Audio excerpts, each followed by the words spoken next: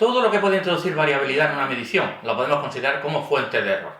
Y ya sé que os había prometido que íbamos a hablar de teoría de incertidumbre, pero el término error todavía existe, incluso en teoría de incertidumbre, y estamos muy acostumbrados a usar términos como errores de antiguo, o sea que vamos a enlazar lo antiguo con lo nuevo, las incertidumbres con los errores.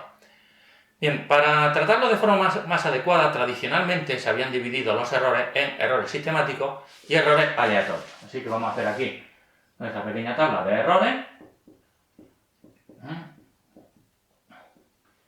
Y empezamos con los errores sistemáticos.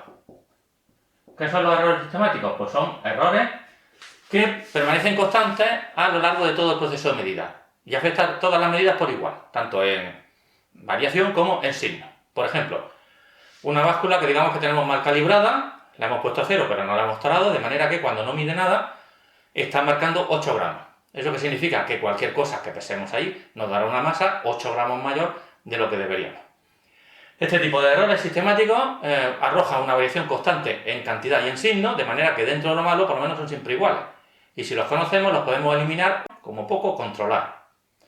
Los errores aleatorios, por el contrario, pues van muy... bueno, no quiero decirlo así, pero es que ¿por qué no decirlo? Van a su bola.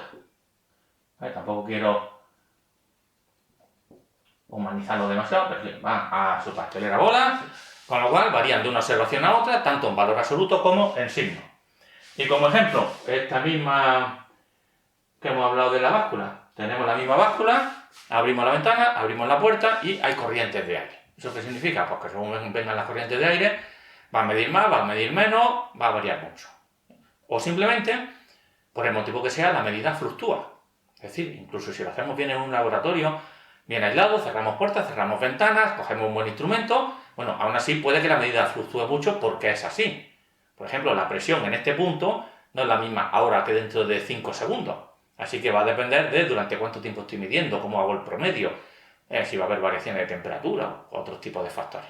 Con lo cual, vamos a tener unos errores que son incontrolables y puesto que los vamos a tener, hay que aprender a convivir con ellos, en relativa paz y armonía. Por lo general, los errores sistemáticos se pueden calcular de manera bastante sencilla. Por ejemplo, un instrumento que funcione bien, que tenga buenas tripas, que no nos dé mucha fluctuación, pues va a haber un mínimo que más allá del cual no podemos medir. Y eso se suele llamar sensibilidad, que es el valor mínimo capaz de diferenciar en el instrumento. Quiero decir que si en la báscula tenemos una masa de 15,56 gramos o 15,57 gramos y no puede distinguir entre ellas, pues ya esa sensibilidad nos dice lo mínimo que puede apreciar ese aparato. Esa sensibilidad va a ser en este caso de 0,01 gramos. A veces se llama error instrumental y a veces la sensibilidad y el error instrumental se consideran conceptos distintos porque una báscula o en general un instrumento puede medir con diversas escalas, pero bueno, para nosotros el error instrumental sensibilidad va a venir a ser lo mismo y es una medida de la limitación que nos pone el instrumento de medida. El problema suele estar aquí, en los errores aleatorios. Y gran parte de la teoría de incertidumbre está dedicado a los errores aleatorios. Es lo que vamos a ver en los siguientes apartados. Bien, los errores aleatorios y sistemáticos los podemos asociar a conceptos como precisión y exactitud, que son dos palabras que tienen significado distinto en física que en la vida diaria. En el habla cotidiana son prácticamente sinónimos, pero aquí no. Vamos a verlo con un ejemplo. Digamos que disparamos una diana varias veces. En un mundo perfecto, todos los impactos irían justo al centro, en la práctica no lo hace. Es posible que los disparos estén muy próximos entre sí y en cuyo caso tenemos precisión, que es la concordancia entre sí de un conjunto de datos, de medidas. También es posible que los disparos estén centrados alrededor del centro de la diana, en cuyo caso tenemos exactitud, que es la concordancia entre el valor que hemos medido y el verdadero que querríamos medir.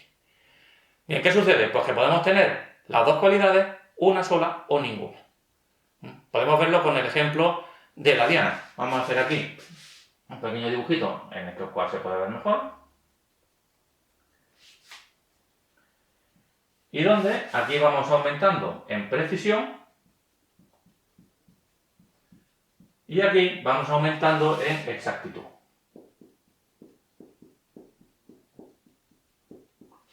Bien, podemos tener un caso en el cual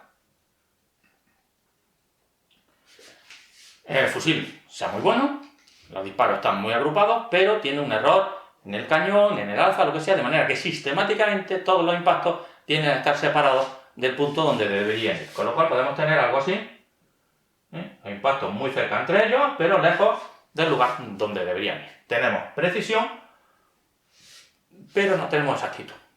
O podemos tener un fusil bien calibrado, de modo que todos los impactos dan alrededor, voy a ponerlo mejor el centro con una cruz, los impactos van alrededor del centro, pero están bastante separados entre sí.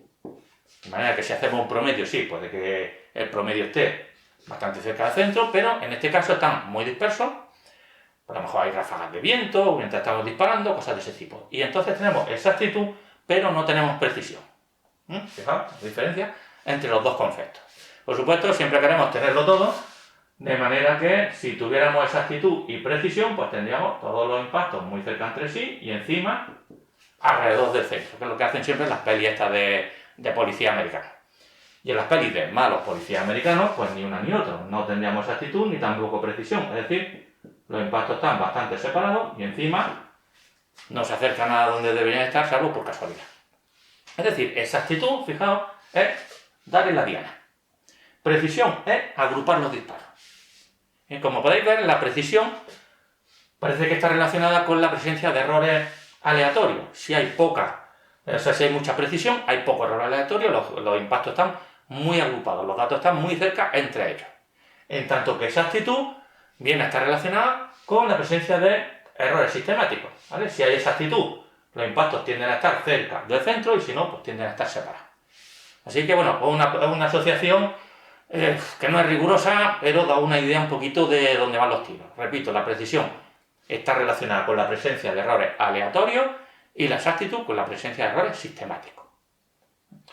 En cualquier caso, los conceptos de error sistemático y de error aleatorio han sido muy útiles durante muchos años, pero ahora que estamos haciendo el cambio de chip a incertidumbre, bueno, pues vamos a hacerlo.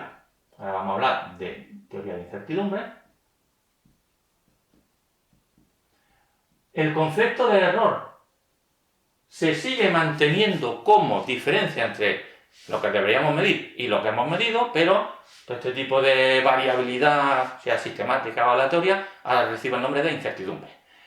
La incertidumbre correspondiente o relacionada o más o menos traducción de lo que antes eran errores aleatorios son lo que se llama incertidumbre tipo A, que creo que se define como, bueno, más o menos sucede cuando se realizan n observaciones de una determinada cantidad bajo las mismas condiciones de medida. Es decir, cuando estamos pegando los mismos tiros con el mismo fusil en torno a una diana. La incertidumbre correspondiente a los errores sistemáticos ya es un poquito más complicado porque no está tan bien definido. De hecho, se define la incertidumbre tipo A de manera que parece que son como los antiguos errores aleatorios, pero luego se dice que hay otra cosa que se llama incertidumbre tipo B, que es lo que no es tipo A. Lo cual pues no es que quede muy bonito. Si nos ponemos a mirarlo bien, veremos que quieren decir errores sistemáticos sin decir errores sistemáticos. De manera que la incertidumbre tipo B no es solo lo que son errores sistemáticos, pero básicamente viene a ser eso.